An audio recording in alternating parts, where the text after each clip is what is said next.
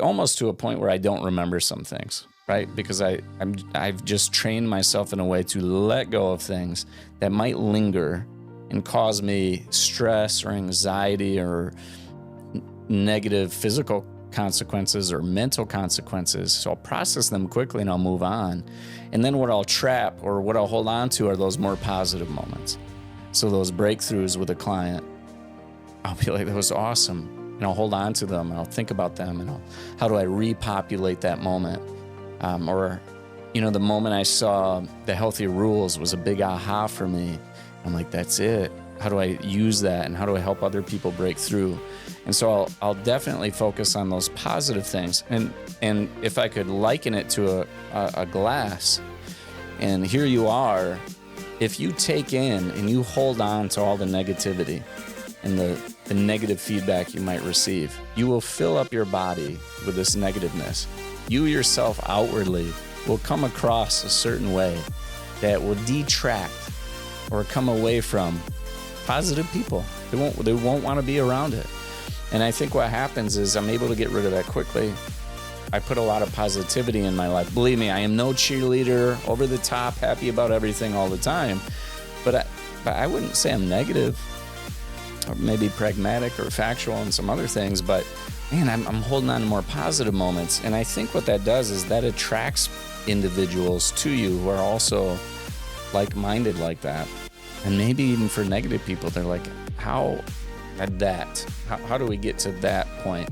And to me, it's just a growth mindset. So maybe it's a very long-winded way of saying, yeah, I'm not going to hold on to thinking that things can't improve or evolve or get stronger. I'm constantly growing. Yeah, and back to the even speed conversation. It seems like it's a theme, right? Is like moving intentionally quick and moving in the direction that you want to go, but fast.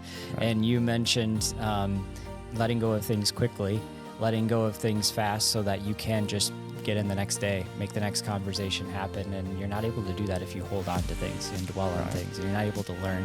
I think when you think about entrepreneurship, a lot of people attribute, the speed of their growth to how quickly they're able to overcome obstacles or able to rebound from things that happen bad. It's going to happen every single day. So how do you deal with it? How do you improve upon it?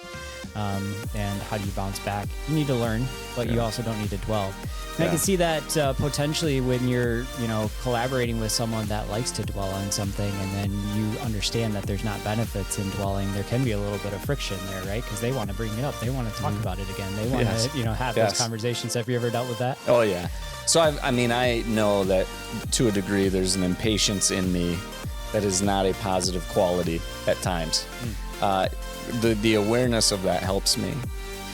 So I do, when people want to vent or complain or constantly hold on to negative things in the past, there has to be a space where they can talk about it. And for a lot of people, that's how they process it. In this instance, it's not about me. I am choosing to now be open to them in whatever they're saying and trying not to rush that. So let them process it, let them say it, and then ask questions about it. Like, okay, good. Have you said everything you need to say? Okay, are you ready to move on from this? What things would you like to move on to? And just trying to get them to see what the bright future can be. If we can now start talking about solutions and the future and making changes more positively. And so I don't know if that helps you, but yeah, no, definitely. Thanks for walking through that. Now, you've gotten to this level where you understand, how to be open, how to be honest. You understand business. Obviously, you've helped a large number of different businesses and organizations turn around and achieve certain levels of success.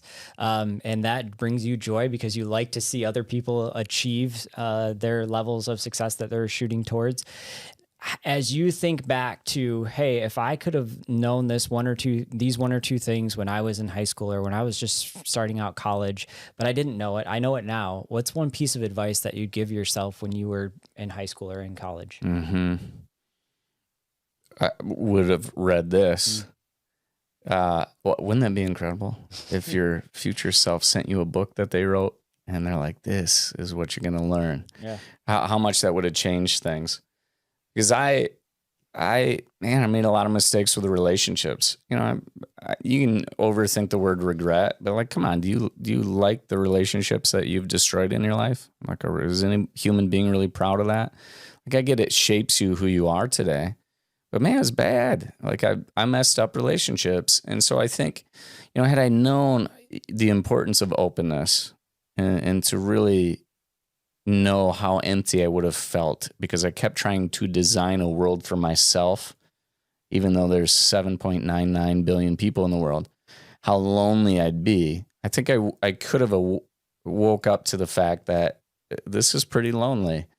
Instead, I went on this weird journey of just trying to serve myself constantly. And you get up to the top of this mountain and you look around and you're like, oh my gosh, there's all these other mountains of lives out there that are trying to exist in the same way you are. It would behoove you to have relationships with these people that means they matter, not just you.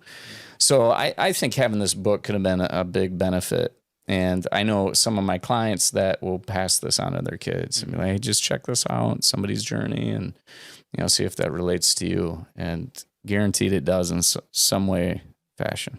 That's awesome that you've been able to take some of your journey and put it into this format so that can happen, right? I know that, I've had some recent conversations where people have talked to mentors and they've been able to talk about their journey in a one-on-one mentorship type situation that then changed their future because they had that conversation in college or they had that conversation in high school. But that's the impact. Yeah, it was heavily impactful for that individual, but it's a one-on-one conversation. How many people can you talk to, right? But if you're expanding upon that in this type of format that can have that type of impact, by thousands, it's exciting to think about. And congratulations again on getting that pulled together in that format. Thanks, pal. Yeah. And I think, I'm sitting across from somebody who gets it. And we can flow like this because you embrace honesty and you are truly and freely yourself. And we talk about this when we go out and I love it, and I'm like, that's natural Steven right there, and so it's cool. I'm talking to somebody who gets it. You're also very open. So I think great things are in store for people who can be those two things. And so, I'm blessed to be sitting here with you and doing this. So yeah. I'm excited about the future as well, Ken, and thanks for walking us through kind of your childhood, where everything started. I know you made it a little easy by putting the summary in the book and walking us through that, but then also where you were at in high school, college, and how you and Ilsa met, and a little bit about your family, and that journey really has shaped what you're most excited about for the future, but then also your definition of what success is today. So I'd love to end our conversation just fully understanding what excites you about success and what is your definition of success? Yeah, so my definition, nice and tight definition, is those moments when I can be 100% honest, where I'm 100% truly and freely myself. And that means when I'm in the session room, that means when I'm out to dinner with friends, that means when I'm around my family. That is success.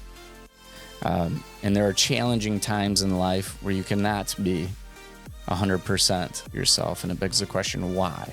What strife within yourself is causing you to be fake or not truly and freely yourself. And I'm combating that heavily.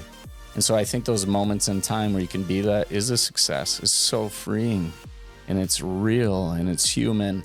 And so that's a big one. And then the other side of it is where I am listening without reservation, where I'm totally open. I'm really taking in these 7.99 billion people on this planet with all their differences and disagreements, and it doesn't bother me at all. That is success. Love it. And I haven't heard that definition before, but it ties in a lot of other definitions that I have and that we have talked about, right? Because it really means that you're in relation and you're in conversation with people in a way that elevates both of you, and you can grow together. And it takes a lot more than just speaking to get to that point, right? Yeah. It's got to be a certain level of environment, certain level of trust, a certain level of communication to get there. I'd like you to lock in that so you are engaging people in a way that elevates both of you. That's profound. So I'm not used that exact quote, so you better trademark that quick because I'm going to jump on that. But that's powerful, because that's really what honesty is, and openness especially is because now I'm learning from you, and you're having the space to be truly and freely yourself. It is an elevation. And so I love it, man. That was good. Yeah, perfect, Ken. Well, thanks again for coming on to the Engineered Success podcast. It's been great having you here and taking time out of your busy schedule to hang out with me for an hour or so, and excited to see what the future holds for you. Awesome. Thanks, brother. Appreciate you very much.